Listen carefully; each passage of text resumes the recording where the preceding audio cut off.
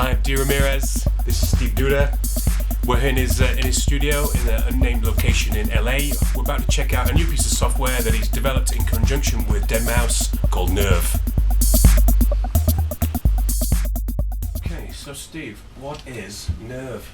Nerve is a plugin I've been developing in secrecy for almost about a year and a half now.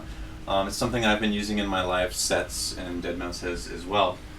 It's a tool not geared though just towards live performance. It's a beat making software that runs as a plugin inside your favorite sequencer. So if you use Logic or Cubase, if you use Ableton Live, it's a really powerful tool that will add on new functionalities for making beats in a way that hopefully you'll find intuitive, fun, and as well as powerful.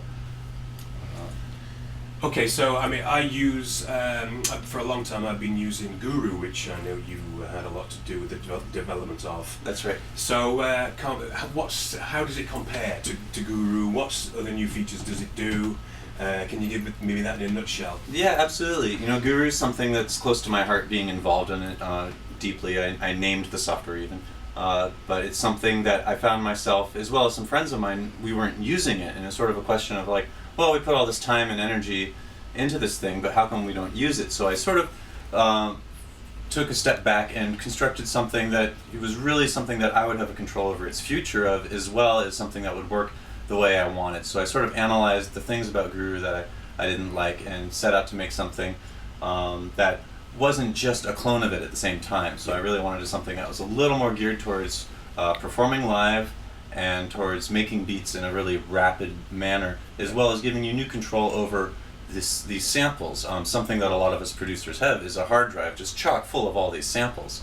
But yet it's, you know, if you think about the data on a hard disk, it's all of these zeros and ones, but how come they always, you know, sound the same? Why can't we do some more interesting stuff with the permutations of them? Right. There's a lot of things that you can do with a file that you wouldn't necessarily be able to do with an audio stream, such as scale and warp and bend those files. So one part of the heart of Nerve are these pre-calculated effects that allow you to really twist, stretch, mangle the sounds, and resynthesize them into complete new sounds. Do you want to kind of show me this pre-scale feature then? Yeah, absolutely. Or pre-calc, pre-scale. I'm looking at that wrong. Yeah, I haven't got my glasses on. Yeah, the pre-calc button here you can find on any of these pads. Yeah. These are the 16 pads that you can drag and drop samples from your hard disk, or the 2 GB sound library that comes with Nerve. You can drag in any sample.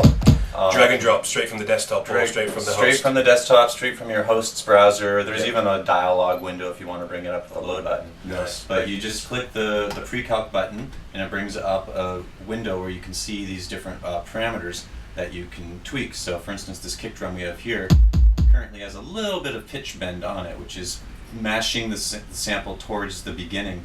You can see so that it bends down like a 909 kick drum would. Yep. So you can literally load a sine wave file and turn it into a 909 sounding kick drum. Nice. So there's all these different effects. These are unique DSP effects that I wrote for Nerve. These resynthesize are very unique, and I'm excited about those, where they monitor the levels and zero crossings of the sound and will resynthesize it into new waveforms, and you can blend any of them, so you can get some soft square combination. And they also are bidirectional, so you can either make something more sinusoidal or less sinusoidal, bringing out just all of the artifacts and non-fundamental harmonics. Beautiful, and you can actually see what you're doing to the waveform in this display, which is actually a really nice thing. Yeah, it updates pretty quick. They're fast to process, and another great thing with these pre-calc effects is because they're pre-calculated, they don't take any CPU load at runtime, so you could use 20 of these effects on all 16 pads. With no change in the CPU use when you're actually using the thing live or actually composing with it. Awesome.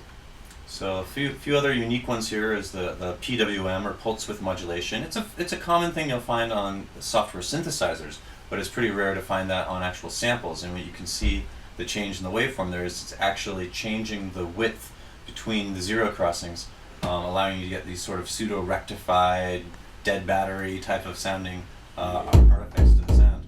Awesome. Which is really fun. Semi-wave shaper sounding, but it can be really good and really interesting on claps and on different sounds. You have your classic bit depth and sample rate reduction, which are the popular lo-fi type of techniques. ring modulator, which is great, and then there's these granular effects over here, which are very pretty unique to Nerve. It's actually it's an open source library called SoundTouch. I've had some emails back and forth with the guy, really nice guy. But these allow you to stretch the sound to be longer, 4 times longer, or much shorter. And it's a different result than you would get with an envelope. It's actual time stretch. Yeah, actual proper time stretching, yeah. So you can get those grainy, grungy, stretched out sounds too, which is good fun. Not just simply shortening or lengthening the thing, yeah. That's exactly right. Yep. The snap parameter is very unique as well, and what this does is allows it to provides a very unique type of wave shaper / filter on the front of the sound, which allows you to really bring out punch. So you can make samples way more punchy than they would be originally without it.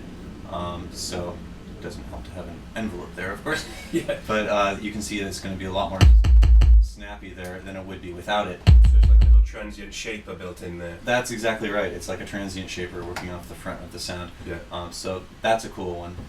You can bring forth subharmonics. Sorry, quickly, on the snap as well, can you take some of the snap off? Exactly, yeah, you can. So it works both directions, both ways, like yeah. most of these parameters do. So you can make a sound less snappy, Yep. and yet it doesn't.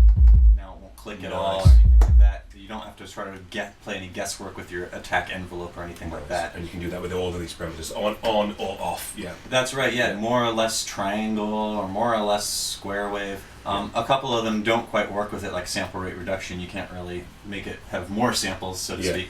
Pointless.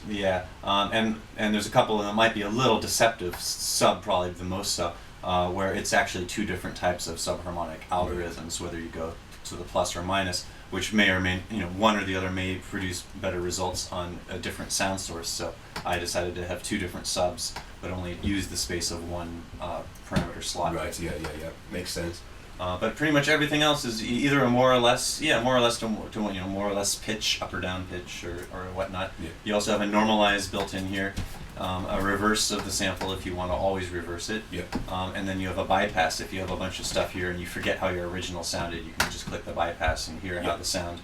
Notice all the parameters go gray, so you can hear how it sounded before you started messing with it without having to lose your work, so to speak. That's nice. That's the pre-calc effects. They're pretty amazing in terms of you can take a sample off a record even or whatever and make it unrecognizable with a couple mouse clicks. Nice.